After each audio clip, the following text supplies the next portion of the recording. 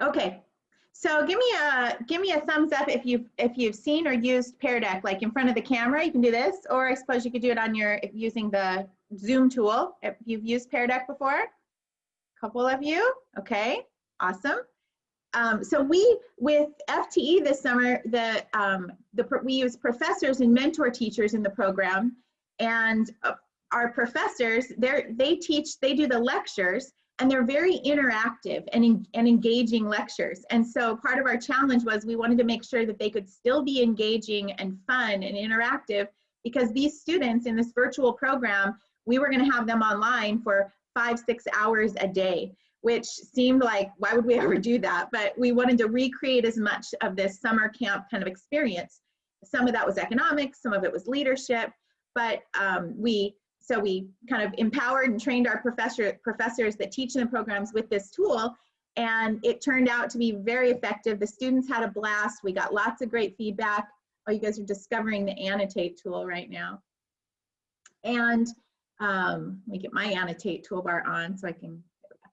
And their feedback was, you know, like, we loved Pear Deck and this was so much fun, and I wish my teachers knew about this. And so we knew we hit on something that we would keep using, and in fact we have.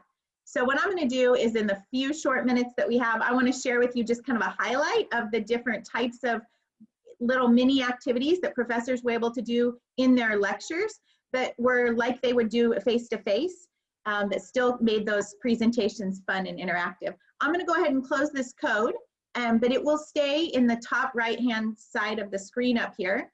And so if you want to connect, it's also in the chat.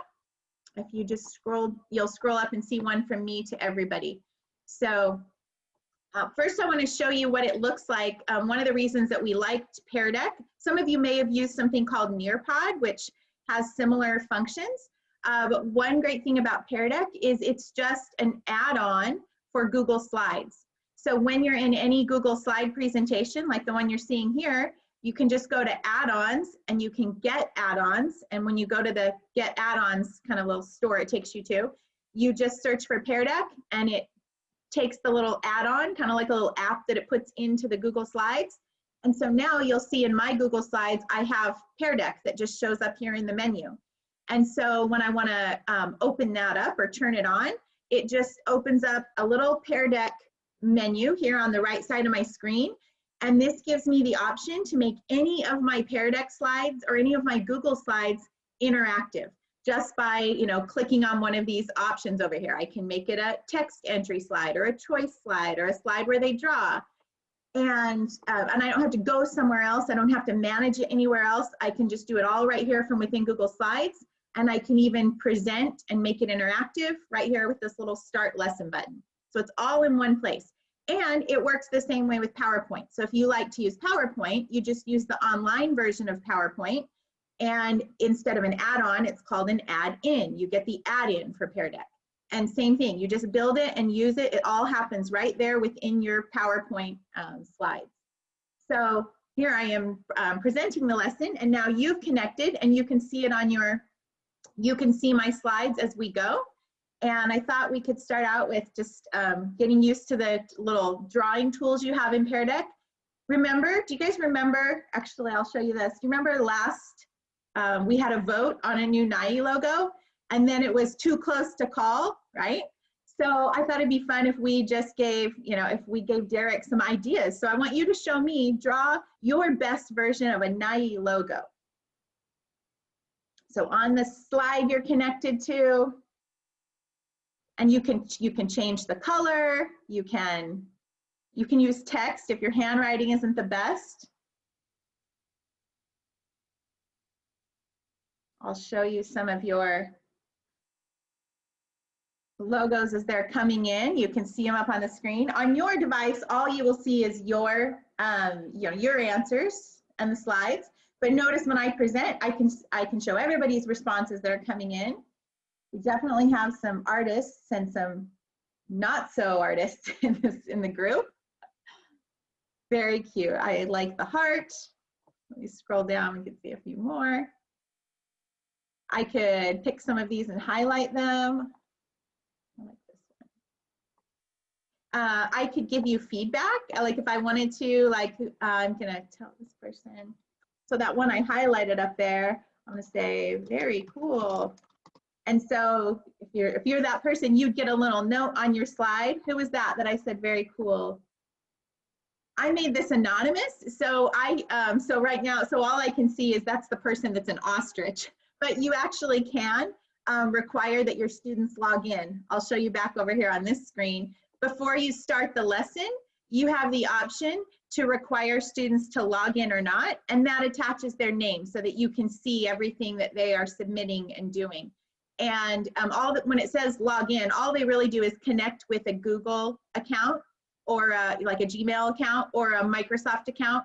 And if they don't have one, they can make one right there on the spot. But all it does is it shows their name next to all of their submissions.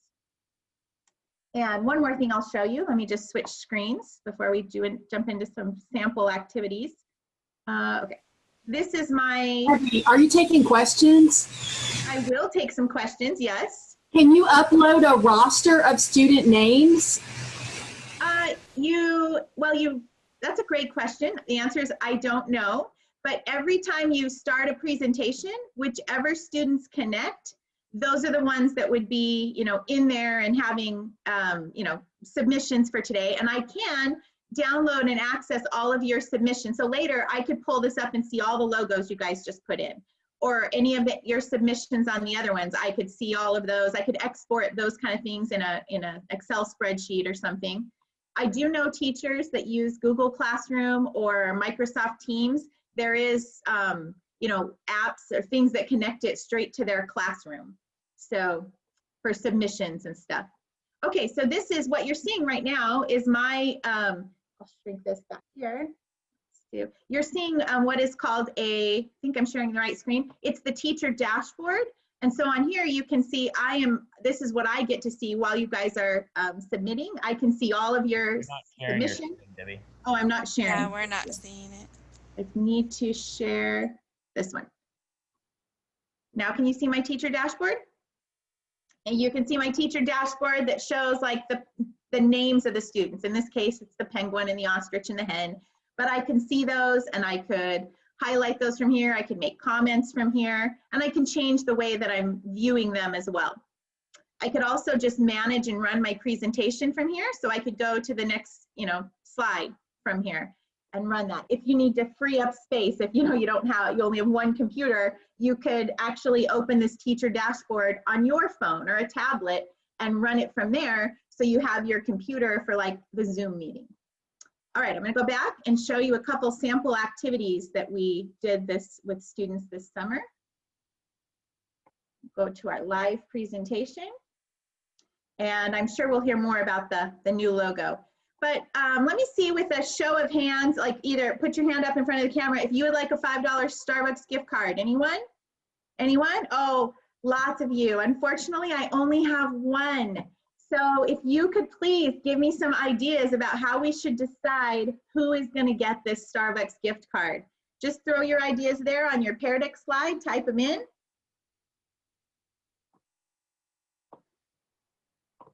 Type them in there. I'll show some responses in just a minute. All right.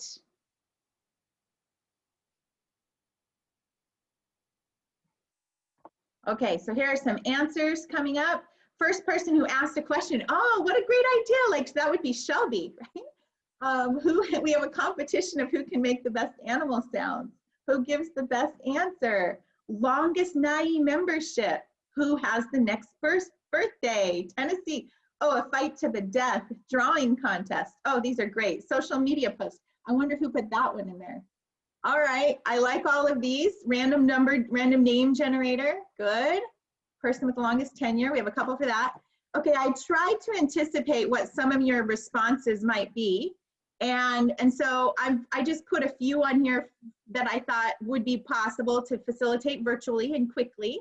And so if you could choose your favorite of these. So first to log into the meeting today, we could probably figure that out.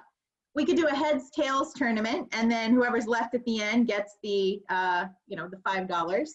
We could do an auction. We could do a birthday closest to today, We could also do a lottery. You could do a lottery.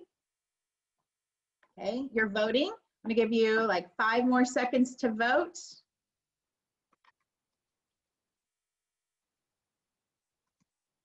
All right, let's see here. Okay, let's see what your votes are. Let me get that back up.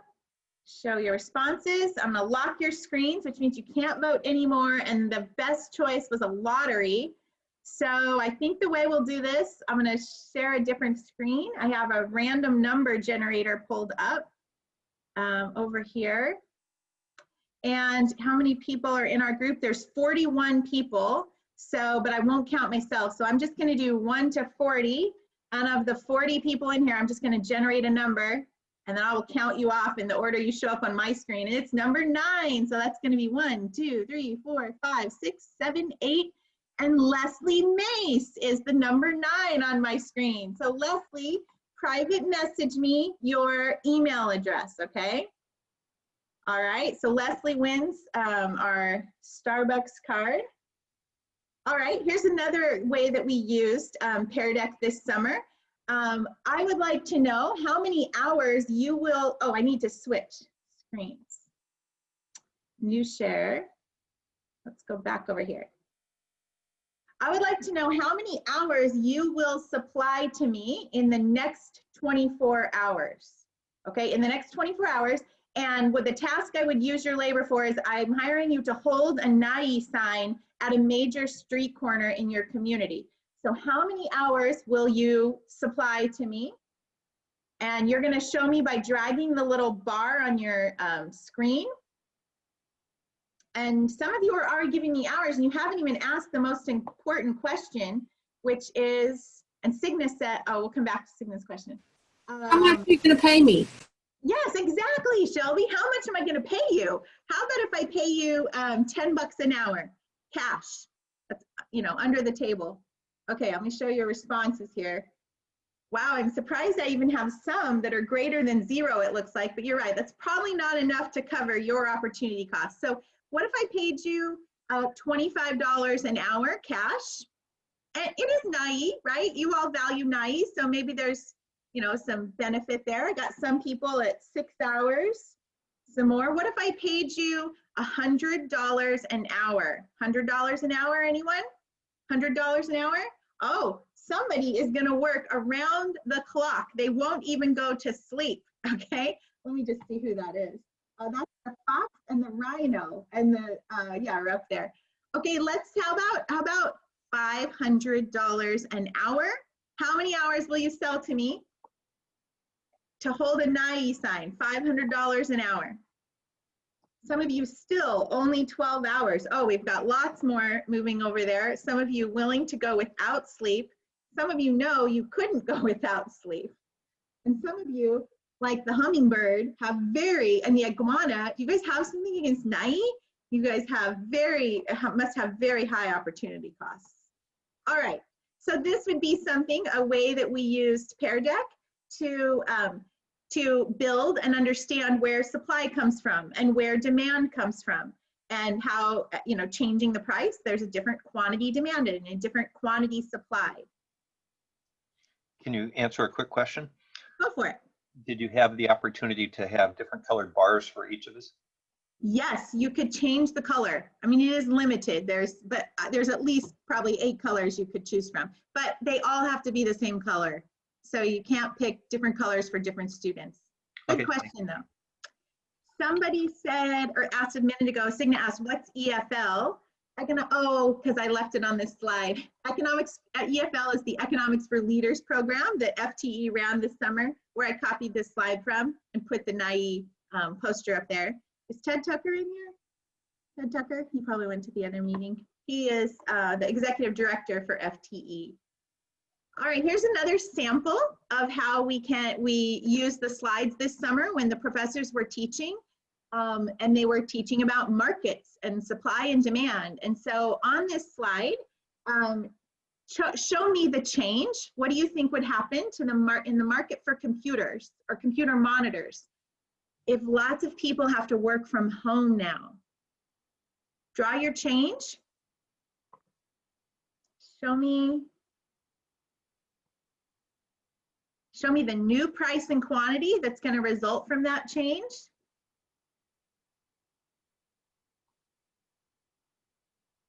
I'm going to show your answers, some answers here. Wow, some of you are very artistic. I like the arrows. Oh, look at this one. I'm gonna show you another view. Look at that view. So you can highlight, you know, just one person's slide and show that. You can also, it has this interesting view. I don't know quite where it's practical, except maybe this one, because I can see all of you have shifted demand to the right. And it's a really quick one-shot way for me to see, you know, everybody's shifting in the right direction. It could, with a real class that hasn't, you know, is new to economics, it would definitely not be as neat as this. But we'll go back to this view.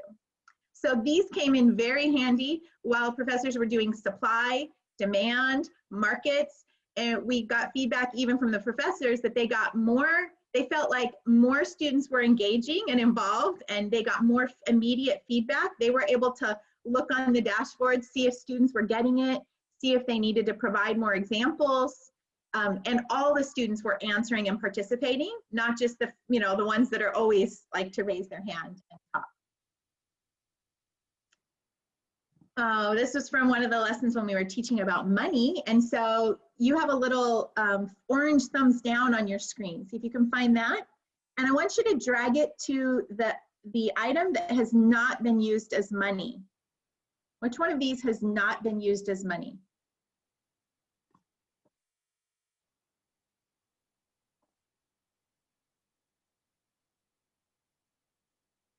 What do you think? Drag your little thumbs down. If you're the armadillo, and the ram, yeah, get the camel. Where do you think? The puffin? You guys move your dots. Show you some answers.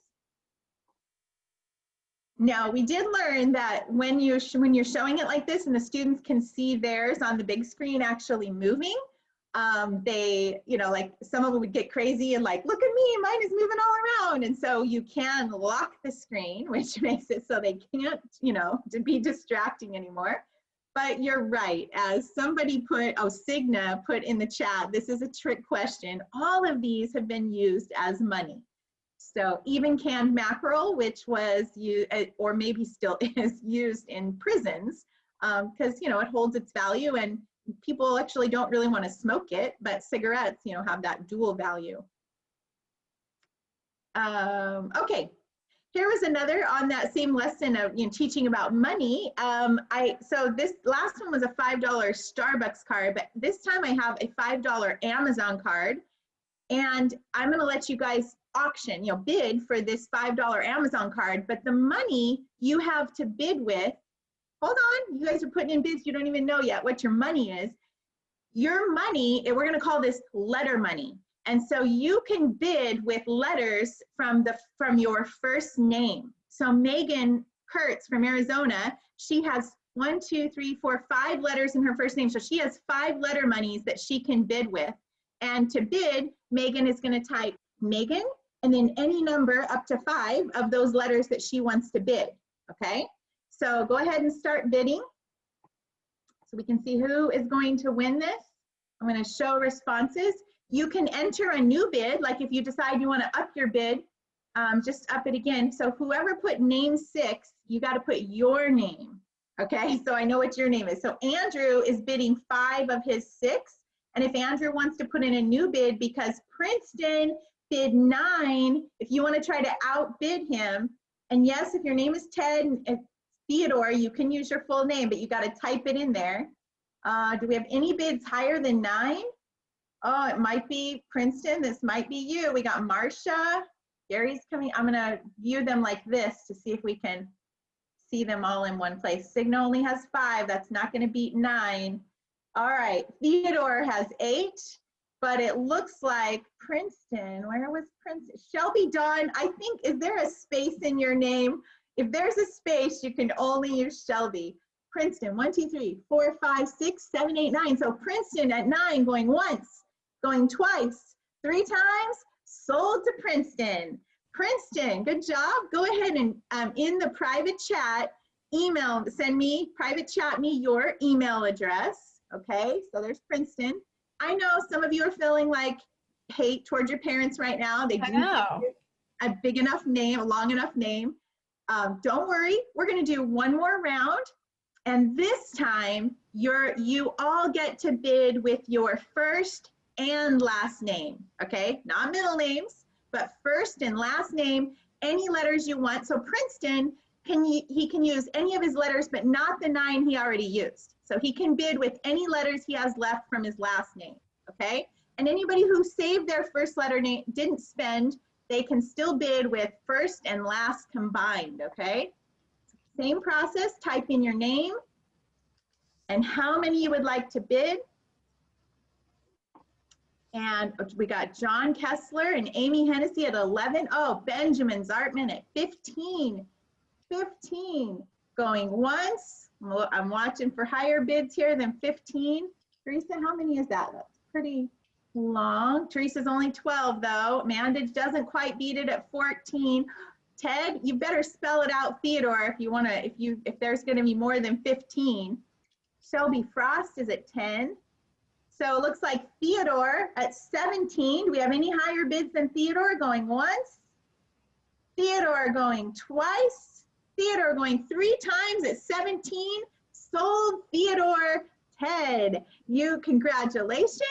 Now you're going to also in the Zoom private chat me your email address. You also get a $5 Amazon card. And so why did the prices go up? It's the same exact Amazon card. Somebody unmute your microphone and speak up. Why did the prices go up? Why were you willing to pay more? Our incomes increased. You had Money more supply increased. That's right, the money supply increased. I don't know if it was quite double, but we had more letters to bid with. You bid the price of the Amazon card up. All right, this is another example of when we were talking about scarcity and what makes a good scarce, and then giving them some examples to apply that to. So I like to use the questions that if at a price of 0, there's more than enough, then we know that it's not scarce. And the number 2, is there more than one valuable use for that thing? Because if there is, then we know that it's scarce. And then we can go into some examples here. So this is another draggable slide where you have, I don't remember what your picture is on this one. Oh, I think it's a purple thumbs up on this one. And I want you to, I'm going to give you some examples and you're going to drag it to tell me if it's scarce or not scarce, okay? How about the air in this room, in your room, wherever you are? That air. Let me show responses. Okay, actually the air in this room, not scarce. We don't pay for it. The price is 0 and there's more than enough to go around. And I know for sure that in Nebraska, there were at least 2 people in the same room, right? And they didn't have to make choices about, okay, now it's your turn to breathe. Okay, now you breathe. No, not too much, don't breathe too much, right? There was plenty to go around at a price of 0, not scarce. What about container stored oxygen under the water? Like if it's the year 3000 and not much has changed, but we live underwater. And your great-great-great-granddaughter. You guys know that song? All right, so if you're underwater and you have container stored oxygen, good. Changing the relationship, the same thing, that air, that oxygen is now scarce. And you do have to make choices about how it's used. What about trash? Is trash scarce or not scarce? Scarce or not scarce? Okay, we have lots of people moving to not scarce. There doesn't appear to be any valuable use for trash. In fact, we pay people to take that trash away. But what if there was a new technology invented that could use trash to fuel cars, like Back to the Future? Scarce or not scarce? Now trash would be scarce. Okay, good. So scarcity is a relationship. And you can use examples like that to illustrate it's not just something is scarce or isn't, it depends on the relationship between wants and needs and availability of that resource. All right.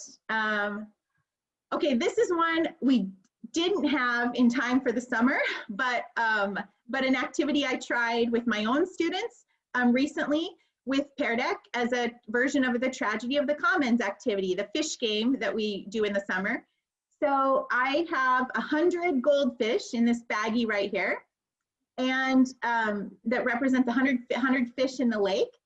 And you can catch fish. We're gonna have 3 rounds, and the fish are gonna double at the end of each round. So whatever fish are left will double.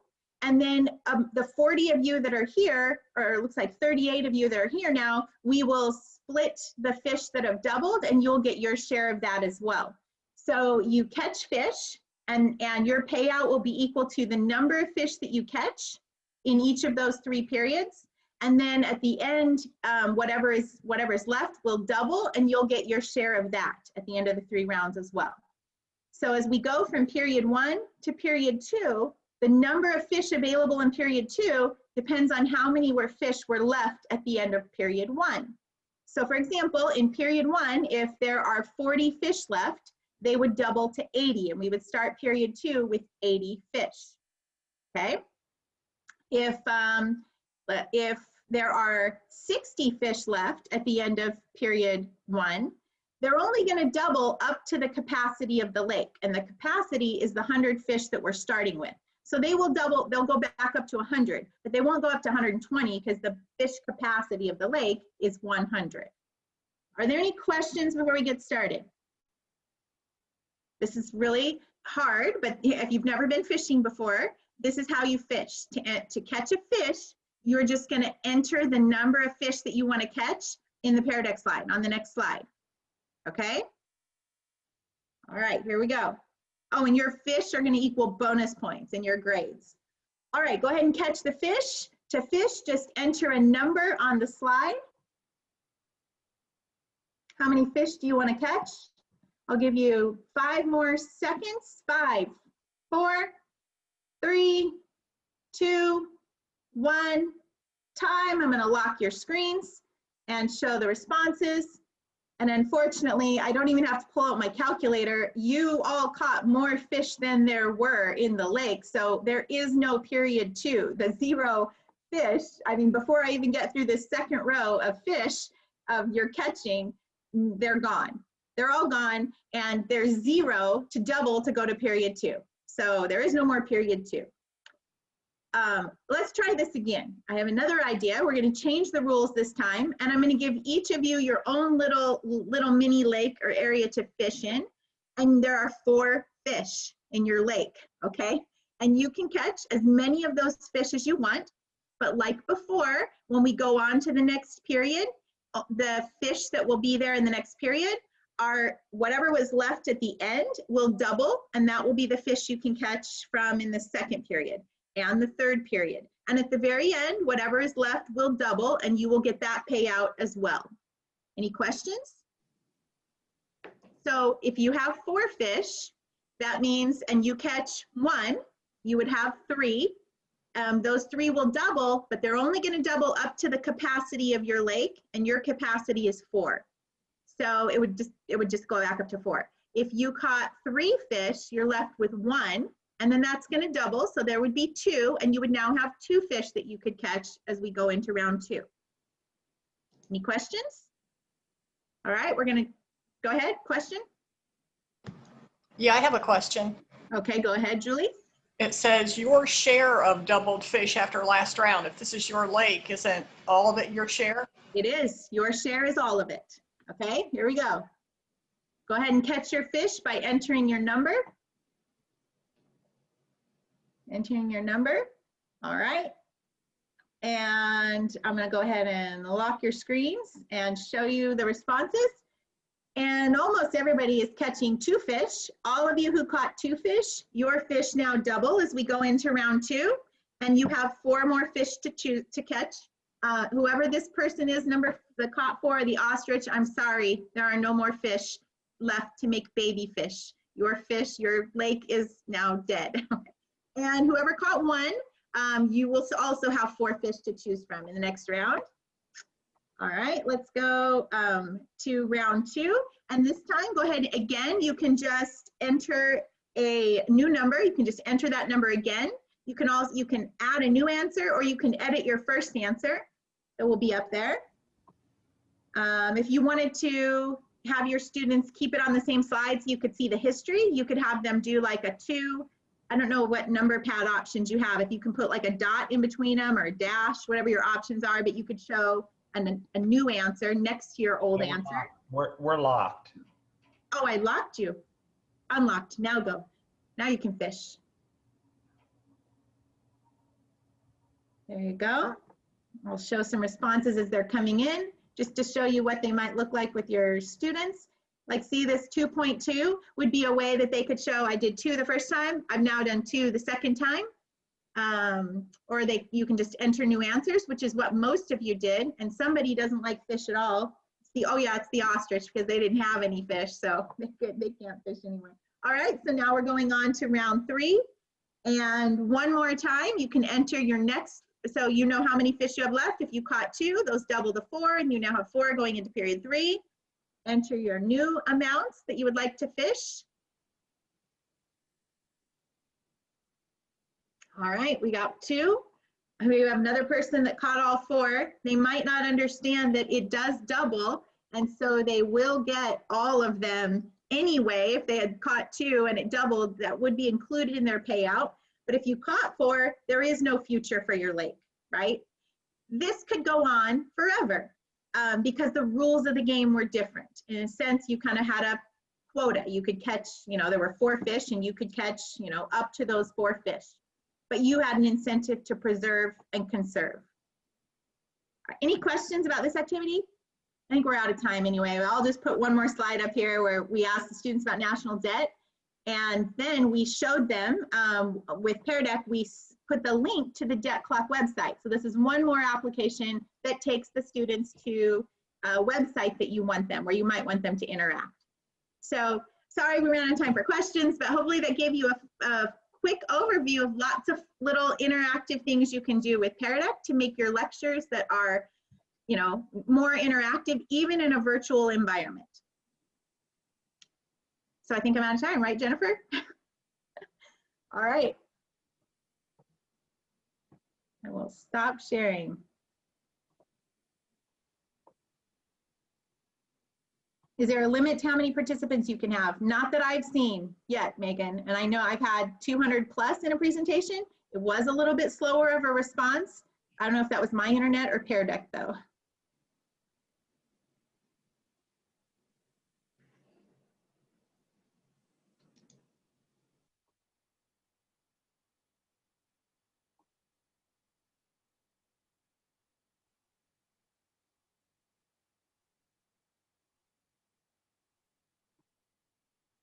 If you have any other questions, it looks like we're starting in like 3 minutes, but if you have other questions, you can just speak up and ask.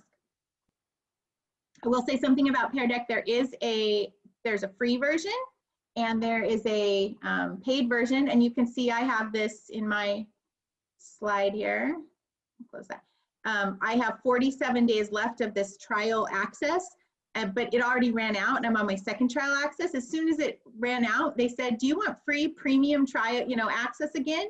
And I just said, yes, I'll take it. And so I don't know, I think their goal is to sell to institutions. It's not really about individuals.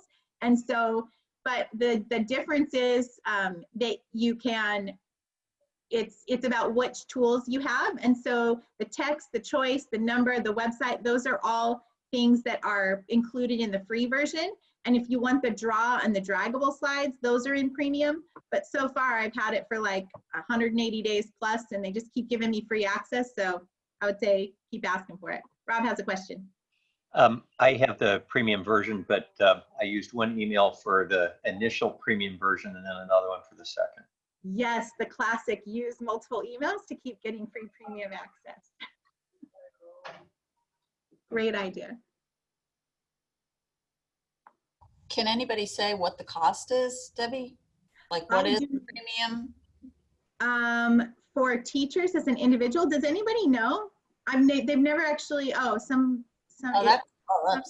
pays to pay $125 a year. Sounds like it would be which is less than my Netflix subscription. So honestly, with how much I use this now, I will pay. When they charge me, I will happily pay that. And Totally. Debbie, what I like about it, especially as I do more webinars, is it helps me keep track of teachers and develop important relationships with them that I otherwise would not have developed. Great feedback, Tony. Derek, we'll show you all of their NAEE logos they helped design for you in case you're still struggling or trying to decide, you know, what you want to do with the NAEE logo. We had some great ideas here in our. I saw a little bit of them. You don't sound like you were very impressed.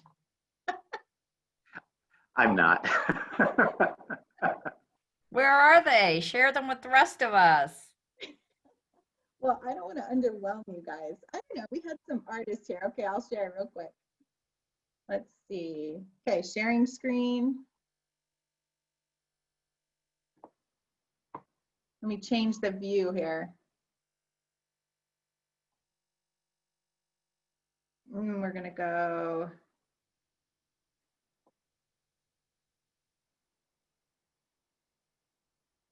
Can you see? Okay, I'm changing the screen now. There you go. Oh, now some people are deleting their answers, it looks like. I don't It's know. okay. I know we have comparative advantages in other areas. This is great.